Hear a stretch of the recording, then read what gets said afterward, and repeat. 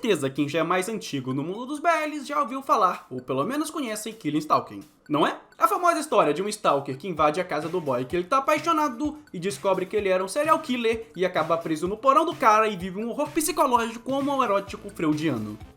Com certeza esse é o BL mais famoso de todos os tempos e eu acho que isso é indiscutível.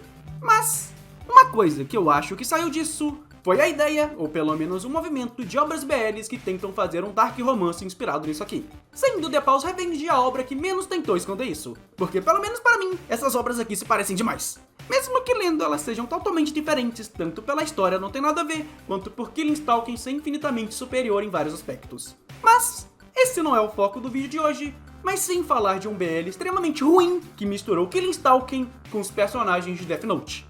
Isso mesmo, e essa obra é Obey-me, o BL de reclusão.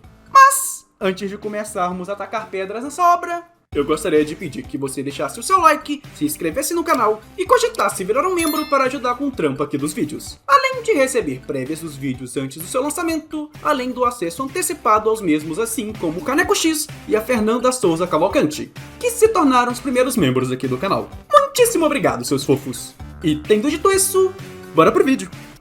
Obey-me. Obey-me é um manhwa que foi publicado de março de 2019 até janeiro de 2020 no Lezhin. O que significa que eu vou ter que tomar cuidado pra caralho pra eu não me fuder com copyright. Então, enfim, tendo sido escrita pela roteirista Ruzena e ilustrada pela artista Uyu Neon Sierronho, e eu não tenho ideia se é assim que se pronuncia, aparentemente esse foi o primeiro trabalho de ambas. E eu não sei dizer se elas melhoraram depois disso aqui, porque... bem, eu nunca li as outras obras delas, mas, pelo menos no caso da Ruzena, os seus trabalhos posteriores têm notas melhores no My Anime List, então...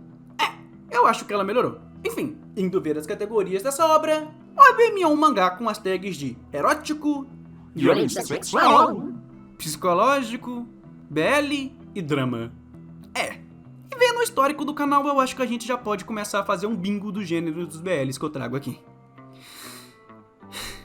Enfim, lembrem-se que essa obra pode te trazer gatilhos, então, se você for mais sensível, você foi avisado. Bem, deixando isso de lado e finalmente indo para a história.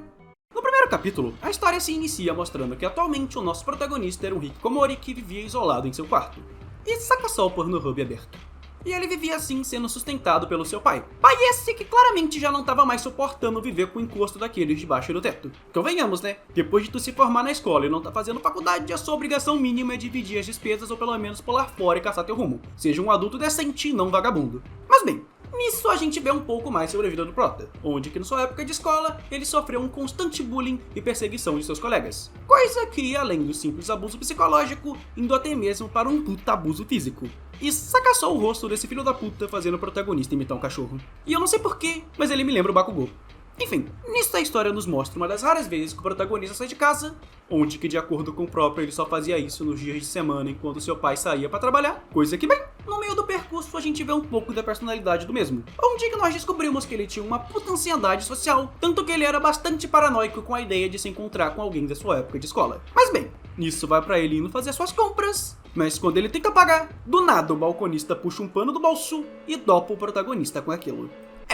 Do nada, e é aqui que começa a história de verdade, porque o protagonista recupera sua consciência já estando amarrado.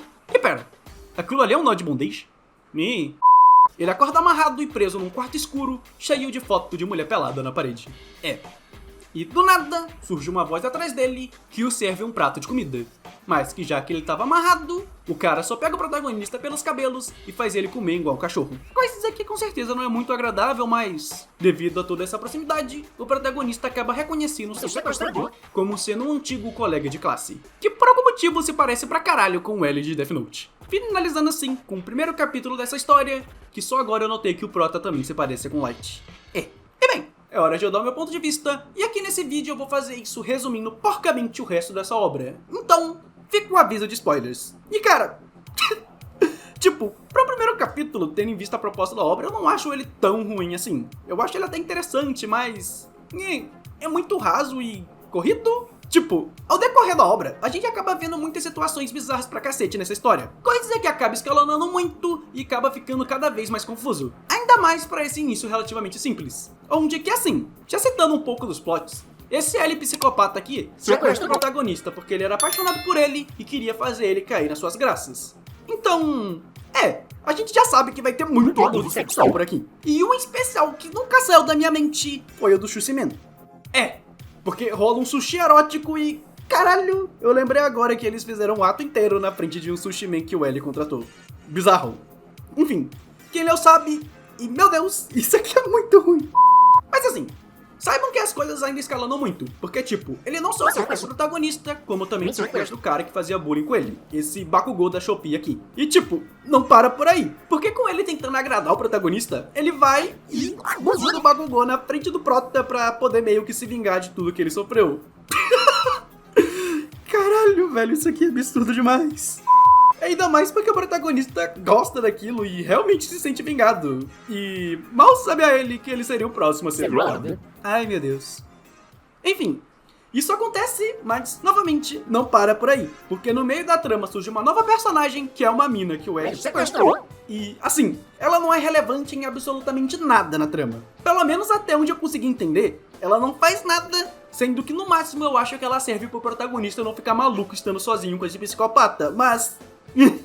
sei lá, pra mim essa mina só tá aqui porque o L devia tá querendo terminar o sequestro logo, tipo. Mas ainda assim tem uma coisa minimamente positiva que a gente pode tirar dessa personagem. Isso é o fato dela ser uma personagem transexual e que isso tá relativamente, sei lá, representado de uma maneira positiva nessa história, porque em nenhum momento isso é tratado de uma forma desrespeitosa ou, sei lá, como uma piada dentro da obra. E eu até mesmo arrisco dizer que tem uns momentos bem bonitinhos com essa personagem aqui na verdade, mas... se bem que pensando agora, ela só tá lá pra ser o par romântico saudável do prota e...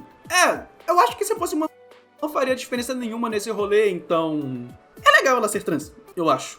E dando uma sequência nesse carrossel de merda que é essa obra, acaba que a história tenta construir um mistério do porquê que o L gosta do prota, onde que assim, tem um puta plot confuso de amnésia que não para nisso, porque o protagonista não teve amnésia uma vez, mas sim 2 vezes durante a obra, coisa que deixa tudo confuso pra caralho, mas tudo bem, porque eu vou falar o plot. Ele é o seguinte, o protagonista na juventude era um valentão safado, tanto que ele era mó brother do Bakugou da Shopee, mas, pasmem, o protagonista era gay, ou bi, coisa que quem diria, né, um protagonista LGBT no BL, mas enfim... na juventude, o prota se declara pro Bakugou, mas ele acaba tomando um fora e acaba dando uma desculpa, falando que só se declarou por meme pra não ficar tão queimado assim com o Bakugou. Coisa que, pá, eu acho que ele engoliu, só que pero no mucho. E aí que vem o lance, porque mesmo o protagonista ainda sendo um bullying, ele ainda era meio que de boa com ele, enquanto que fora do grupinho. Tanto que em um certo momento o protagonista dá uns pegas nele e fala que gostava do cara. Porque assim, ele era um bi reprimido que tava na carência e tinha acabado de levar um fora. E esse é todo o plot do porquê o L gosta dele. Porque assim, ele realmente achava que o protagonista gostava dele nessa época. Mas... o que acaba fazendo isso da merda é que um gordinho acaba pegando os dois na pegação no flagra e tira uma foto escondido e acaba explanando pros bullies. Coisa que acaba lascando pesado com a reputação do prota, mas que como o problema pouco era bobagem, por coincidência ele acaba sofrendo um acidente e teve a sua primeira amnésia, onde que ele se esquece de tudo, inclusive das suas amizades e do rolê com Ellie. Isso meio que coloca ele nas circunstâncias que a gente conhece no início da obra, com ele sendo vítima de bullying e todo o caralho a 4. Só que assim... isso acaba gerando todo um plot muito doido com um amigo dele que ele fez nessa época, onde que ele também sofria bullying e acaba se auto-mundando de Vasco por conta de umas montagens que fizeram dele. E é um rolê muito do nada que a gente de início fica pensando que foi o Bakugou que fez, mas depois mostra que na verdade foi o L que fez aquilo por conta de ciúmes. E a trama acaba ficando cada vez mais confusa. E no meio de tudo isso, caralho a 4, o protagonista descobre toda essa história conversando com um Bakugou moribundo e também depois de dar... isso mesmo, dar em troca de saber a verdade com L. E tudo isso acontece enquanto ele tem um relacionamento romântico se desenvolvendo com a Ryan, que no caso é a mina que tava presa junto com ele. E... isso aqui é uma bagunça. Tipo, provavelmente se eu lesse isso umas 2 vezes, faria muito mais sentido na minha cabeça. Mas não dá, cara. Eu já li isso aqui em 2020 e dei uma relida pra poder fazer esse vídeo. Porra, a obra só tem uns 45 capítulos, mas honestamente, cara, é algo que tu lê e parece que sua cabeça vira uma peneira. Ela é esquecível demais e muito rasa. Menos a parte do sushi mesmo, porque aquilo te marca. Mas assim, só pra ter um final, ou uma ideia de final pra você que tá vendo esse vídeo, a obra termina com eles conseguindo fugir numa confusão que rola quando o protagonista descobre que o cara que dopou ele era na verdade o irmão do amigo dele que se vascou, e nisso ele acaba descobrindo que também o culpado era o L. Então, o cara meio que se alia com o prota e ajuda ele a fugir, porque, sei lá, ele era amigo do irmão falecido dele. E meio que assim, Por coincidência, nesse mesmo dia, a polícia vai até o lugar que ele tava, porque uma idosa recebeu uma mensagem que o protagonista botou nos DVD que o L jogou fora. E... puta que pariu, isso é muita conveniência de roteiro. Mas assim, é isso. A história termina com o protagonista vivendo feliz, estando no meio de um processo de recuperação de todo esse trauma, e estando vivendo um relacionamento feliz com a Ryan. Coisa que eu acho muito legal. Eu gosto dessa personagem, apesar dela quase ser uma porta. Só que, tipo, por conta do protagonista ainda meio que se sentir preso ao L, ele decide encarar o trauma e ir novamente na lojinha onde ele foi sequestrado e deu início a toda essa história. E, bem, a história só meio que termina do nada, com ele se encontrando com ele no balcão e... ela só acaba. E sim, é um final aberto, porém tem uma side stories que ele mostra que tá alucinando com o cara vez ou outra. Então, talvez foi só mais uma alucinação, só que... não queremos saber. E caraca, no capítulo das notas do autor tem umas artes de outros artistas de manhwa. Tem um desenho da autora de Sing e do Park Gi de Suicide Boy. E cacete, disso aqui eu não me lembrava. Mas enfim, foi isso. Esse foi o meu resumo porco de Obey-me. E não, eu não me envergonho desse vídeo não ser tão complexo como deveria, porque caralho, eu já ter relido essa obra pra fazer esse vídeo já foi demais. Mano, sério, isso aqui é muito ruim. E não é nenhum daqueles casos que a obra é ruim, mas pelo menos a arte salva. Porque assim, aqui ela é bem mais ou menos. Saca só esses quadros, mano. Que porra é essa? Mas no geral, foi isso. Essa é a minha review de Obey-me. Mas antes de você sair, siga o procedimento padrão com o seu like, comentário, inscrição. E se possível, considere virar um membro para ajudar o canal e receber benefícios exclusivos. E tendo dito isso, eu sou o Fux e... tchau.